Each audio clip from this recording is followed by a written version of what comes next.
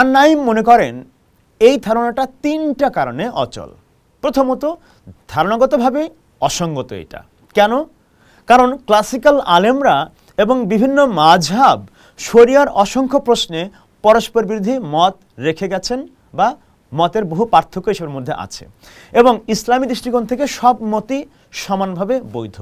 এখন রাষ্ট্র যখন এই প্রতিযোগী মতগুলোর মধ্য থেকে একটাকে আইনে পরিণত করে, তখন সেই বাছাইটা অনিবার্যভাবেই রাজনৈতিক, কারণ সেটা নির্ভর করে কে ক্ষমতায় আছেন তার উপর এবং ইসলামের ঐশী বিধানের উপর নয়।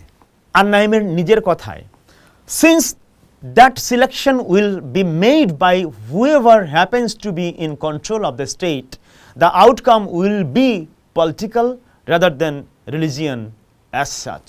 কোন রাষ্ট্র যখন দাবি করে সে আসলে আল্লাহর আইন প্রয়োগ করতেছে, তখন সে আসলে একটা মানবিক ব্যাখ্যাকেই স্বর্গীয় বা খোদাই কর্তৃত্বের মোড়কে জনগণের উপর চাপাই দিতেছে।